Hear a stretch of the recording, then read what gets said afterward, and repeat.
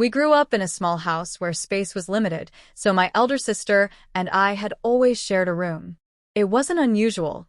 Many families did the same. To us, it was normal, a part of life that never needed questioning. She was my protector, my confidant, the person who understood me better than anyone else. Our parents were strict, setting clear boundaries for us, but within our shared room, we had a world of our own. Late at night, when the house was silent, we would whisper secrets to each other, talking about dreams, fears, and the future. I admired her deeply. She was everything I wasn't: strong, confident, and always in control.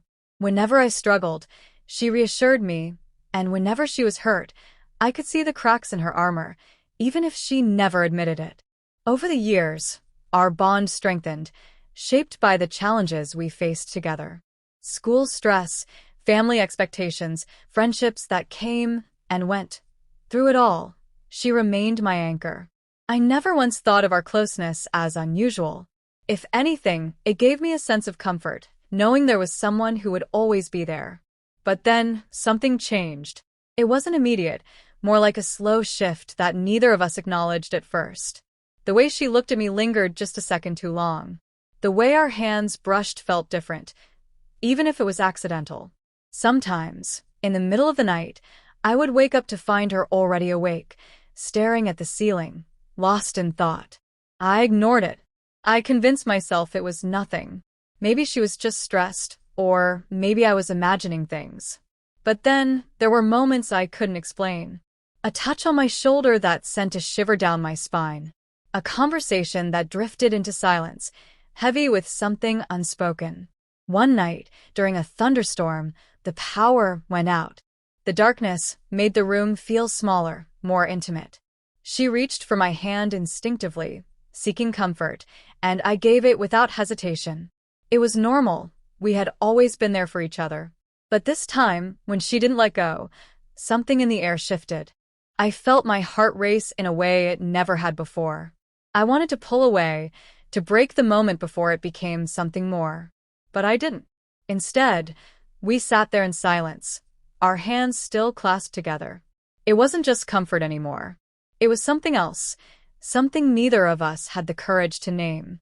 That night, long after she had fallen asleep, I lay awake, staring at the ceiling, my mind racing with thoughts I couldn't control. I told myself it was nothing. I told myself it was just the storm, just the darkness playing tricks on my mind. But deep down, I knew something had changed, and there was no going back. The next few days were filled with an unsettling silence between us. It wasn't the kind of silence we were used to, the comfortable, familiar quiet of two people who understood each other without speaking. This was different. It carried weight, an invisible barrier that neither of us knew how to break. I noticed the way she avoided my gaze, the way she hesitated before speaking, as if measuring every word. I did the same, unsure of how to act, unsure if I should pretend nothing had happened or acknowledge the shift between us. But no matter how much I tried to push it aside, I couldn't forget the way my heart had raced that night. I couldn't forget the warmth of her hand in mine, or the way the air had felt heavier, charged with something neither of us had asked for. One evening, she came home later than usual. Our parents didn't question it. They trusted her, knowing she was responsible, knowing she had never given them a reason to doubt her. But I could see something was off. The moment she stepped into our room, I felt it. She didn't say much, only a soft hey before changing into her sleepwear. I watched her from my bed, unsure of whether to speak or stay silent. The distance between us, though small, felt vast. Finally, she sat on the edge of her bed and sighed. "We need to talk." My stomach tightened. I had been dreading this moment, yet craving it at the same time. She hesitated, as if searching for the right words. "That night, did it feel different to you?" There it was, the question I had been avoiding. I could have lied, could have dismissed it as nothing, but I couldn't bring myself to. So I nodded. She looked relieved, yet conflicted. "I don't know what's happening," she admitted, her voice barely above a whisper. "I don't know why I feel like this." Neither did I.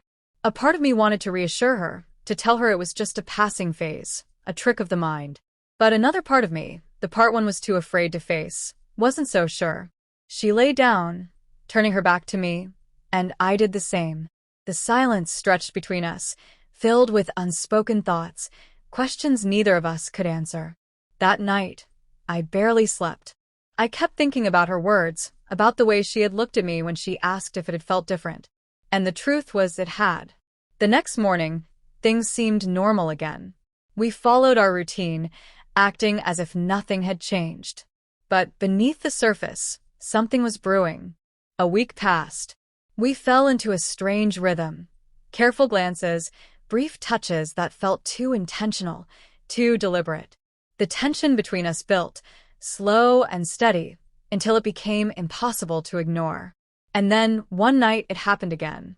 This time, there was no storm, no excuse for the closeness that followed. We were just lying in bed, the dim glow of the moon casting soft shadows across the room. I turned to face her, and she was already looking at me. Neither of us spoke. Words felt unnecessary. Then, slowly, she reached for my hand. And just like before, I didn't pull away. The air between us felt thick with something unspoken, something neither of us dared to name. Her fingers barely grazed mine at first, hesitant, unsure. But when I didn't pull away, she held on, her grip tightening ever so slightly. My heartbeat pounded in my ears, drowning out the quiet hum of the night. I wanted to say something, to ask what this meant, to understand why neither of us could seem to let go. But my voice felt trapped in my throat, suffocated by the weight of the moment. She didn't speak either, but she didn't need to. Her eyes held a silent question, one I wasn't ready to answer. Minutes stretched into what felt like hours, neither of us moving, yet neither of us willing to break the moment. My mind raced through every possible explanation, every rationalization I could come up with. Maybe it was just comfort. Maybe it was loneliness. Maybe it was nothing more than two people lost in an emotion they couldn't control. But deep down, I knew better. She finally broke the silence, her voice barely above a whisper. I don't know why this feels different. Neither did I. I swallowed hard, my throat dry. Do you want me to let go? A pause. Then, a barely perceptible shake of her head. No. That one word sent a jolt through me, a confirmation of something I hadn't been ready to admit. This wasn't just in my head. It wasn't just me feeling this pull, this strange, dangerous magnetism between us. She felt it too. My mind screamed at me to stop, to pull away before this went too far, before we crossed a line neither of us could come back from. But my body refused to listen. My fingers curled around hers, fitting together too easily, too naturally. A shaky breath escaped her lips, and in that moment, I saw the same conflict in her eyes that I felt within myself.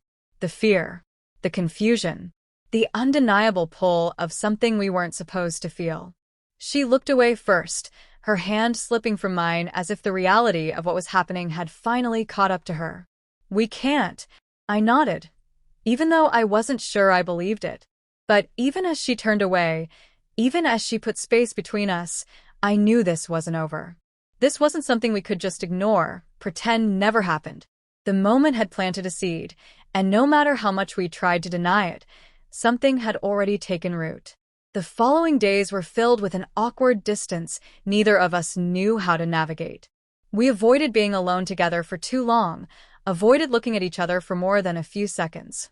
It was as if we had both silently agreed that pretending was the only way forward.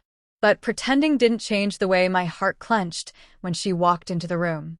It didn't stop the way my mind replayed the feeling of her hand in mine, the sound of her breath hitching in the quiet. And then, just when I thought we might be able to bury it, to move past whatever this was, she shattered that illusion with one simple action.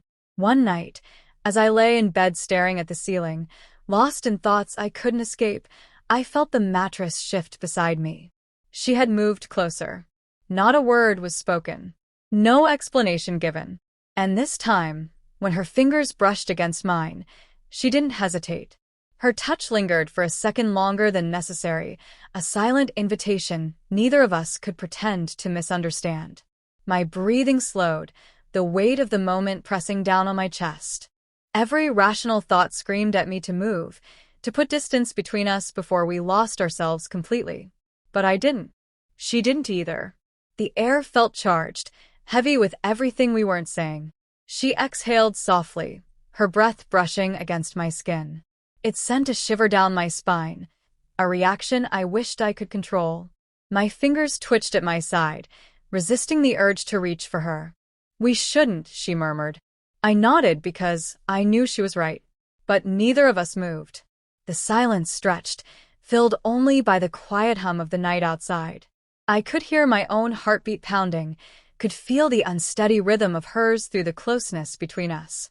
She shifted slightly, and the faintest touch of her arm against mine made something inside me unravel. A part of me wished she would pull away, make the decision I was too weak to make myself. But she stayed. "I don't know what's happening to us," she admitted. Her voice was barely above a whisper, but it felt deafening in the stillness of the room. Neither did I. I turned my head, just enough to see her eyes in the dim light. There was hesitation, fear, but also something else, something I recognized all too well, because I felt it too. Her lips parted slightly, as if she wanted to say more, but no words came. Instead, she closed her eyes, as though hoping that shutting out the world would erase the impossible reality of what we were feeling. It didn't. I swallowed hard, forcing myself to breathe evenly. If we keep pretending this isn't real, it's only going to get worse. She nodded slowly, her throat moving with a quiet swallow. But what if we can't stop? A question neither of us wanted to answer. The weight of our choices loomed over us, threatening to pull us under. I should have ended it then, should have found the strength to walk away before we destroyed ourselves. But when she opened her eyes again, I saw the same war raging inside her, the same fear, the same longing. And in that moment, we both knew. There was no going back. The next few days blurred together in a haze of stolen glances and silent understanding. We moved around each other carefully, speaking in half-truths and avoiding the inevitable. But the tension didn't fade. It only grew stronger, tightening around us like a vice. And then, just when I thought we might be able to keep our distance, to bury whatever this was beneath a fragile layer of self-control, everything came crashing down. One evening, as I stood by the window, staring out at nothing in particular, she stepped up behind me. I could feel her presence before she even spoke. "I don't want to fight this anymore." I turned to face her, and for the first time, there was no hesitation in her eyes. No fear. Just quiet certainty. A choice had been made. And, as much as I wanted to believe we could survive it, deep down, I already knew the truth. This wasn't a love story. It was a tragedy waiting to unfold.